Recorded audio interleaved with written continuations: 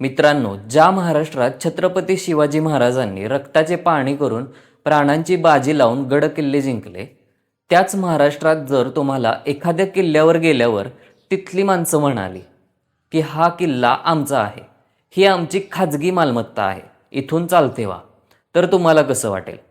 होय, हे अगदी खरं आहे. रत्नागिरी जिल्ह्यातील गुहागर तालुक्यात असलेला ऐतिहासिक गोपाळगड म्हणजेच अंजनवेलचा किल्ला सध्या एका प्रचंड मोठ्या वादाच्या भोवऱ्यात सापडलाय. एका ऐतिहासिक किल्ल्याचा लिलाव फक्त 220 रुपयात कसा झाला? कोणी केला या गडावर कब्जा आणि काय आहे या मागचं सत्य? आजच्या व्हिडिओमध्ये आपण या संपूर्ण प्रकरणाचा पर्दाफाश करणार आहोत. व्हिडिओ शेवटपर्यंत नक्की बघा. 16व्या शतकात विजापूरच्या आदिलशाहीने विशिष्टी नदीतून होणाऱ्या व्यापारावर आणि दाभोळ बंदरावर नजर ठेवण्यासाठी या किल्ल्याची उभारणी केली. इसवी सन 1660च्या सुमारास छत्रपती शिवाजी महाराजांनी हा किल्ला आपल्या ताब्यात घेतला. त्यांनी या किल्ल्याची डागडुजी केली आणि याला नाव दिले गोपाळगड. पुढे कान्होजी आंग्रे यांचे सुपुत्र तुळाजी आंग्रे यांनी पेशव्यांच्या मदतीने जंजिराच्या सिद्धीचा पराभव करून हा किल्ला पुन्हा मराठ्यांच्या स्वाधीन केला. पण 1818 मध्ये पेशवाईच्या अस्तानंतर हा किल्ला इंग्रजांच्या ताब्यात गेला. तर मग इतिहास एवढा गौरवशाली असताना हा किल्ला खाजगी कसा काय झाला? या कथेला खरा वळसा मिळाला 1960च्या दशकात. भारत पाकिस्तान फाळणीनंतर पाकिस्तानात गेलेल्या काही नागरिकांची मालमत्ता सरकारकडे निर्वासित मालमत्ता म्हणून जमा होते. सरकार फक्त याचा रक्षक होते. त्या काळात किल्ल्याच्या परिसरात जे गवताळ भाग असायचे त्याचे उत्पन्न मिळवण्यासाठी महसूल विभाग फक्त गवताचा लिलाव करायचे. पण मित्रांनो, 1960 मध्ये महसूल विभागाच्या गाफीलपणामुळे किंवा एका मोठ्या घोडचुकीमुळे अंजनवेल येथील गट क्रमांक 82 आणि 83चा म्हणजेच संपूर्ण गोपाळगड किल्ल्याचा लिलाव करण्यात आला. आणि हा लिलाव किती रुपयांना झाला माहिती आहे का? अवघ्या 200 ते 300 रुपयांना.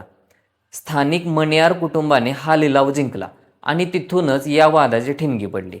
जागा ताब्यात आल्यानंतर मणियार कुटुंबाने या ऐतिहासिक गडाच्या आत चक्क आंब्यांची मोठी बाग तयार केली. दुर्गप्रेमींचा असा आरोप आहे की ही बाग तयार करत असताना गडावरचे अनेक ऐतिहासिक अवशेष, जुने चौथरे आणि तटबंदीचे खंदक माती टाकून बुजवण्यात आले. गेल्या अनेक वर्षापासून हे कुटुंब या गडाला आपली खाजगी मालमत्ता मानत आहे. अलीकडे काही पर्यटकांनी तिथले आंबे तोडले आणि आंबे उचलले, म्हणून या कुटुंबाने पर्यटकांना गडावरून हाकलून लावले. हा गड आमचा आहे, सरकारने आम्हाला विकला आहे, असा दावा त्यांनी केला. याचे व्हिडिओ सोशल मीडियावर आले आणि संपूर्ण महाराष्ट्रातील शिवप्रेमींचा संताप अनावर झाला. पण हा अन्याय शिवप्रेमींनी गपचूप सहन केला नाही. अंजनवेलचे स्थानिक दुर्गप्रेमी दीपक वैद्य आणि मुंबईचे अक्षय पवार यांनी या अन्यायाविरोधात कायदेशीर लढा पुकारला. त्यांनी महसूल विभाग आणि पुरातत्व विभागाची कागदपत्रे बाहेर काढली.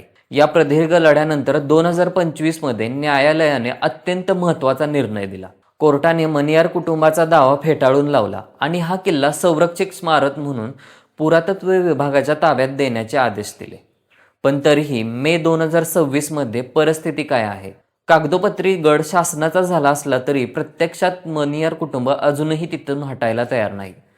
गडाच्या दरवाजावर खाजगी मालमत्ताच्या पाट्या लावल्या जातात आणि पर्यटकांना धमकावले जाते. मित्रांनो, गड किल्ले हे महाराष्ट्राचे वैभव आहेत, आपली अस्मिता आहे. ते एका कोणा व्यक्तीची खाजगी मालमत्ता कशी काय असू शकते? आज गुहागरचे स्थानिक लोक, शिवप्रेमी आणि प्रशासन एकत्र येऊन मागणी करत आहेत की 60 वर्षापूर्वीचा तो बेकायदेशीर लिलाव कायमचा रद्द करण्यात यावा. सातबाऱ्यावरून खाजगी नावे कायमची हटवण्यात यावीत आणि पुरातत्व विभागाने तात्काळ गडाची डागडुजी सुरू करावी. तुम्हाला या संपूर्ण प्रकरणाबद्दल काय वाटते? 220 रुपयात किल्ल्याचा झालेला लिलाव योग्य होता का? आणि अशा लोकांवर सरकारने काय कारवाई करायला हवी? तुमच्या प्रतिक्रिया खाली कमेंट बॉक्समध्ये नक्की कळवा. व्हिडिओ आवडला तर लाईक करा, शेअर करा आणि आपल्या चॅनेलला सबस्क्राईब करायला विसरू नका.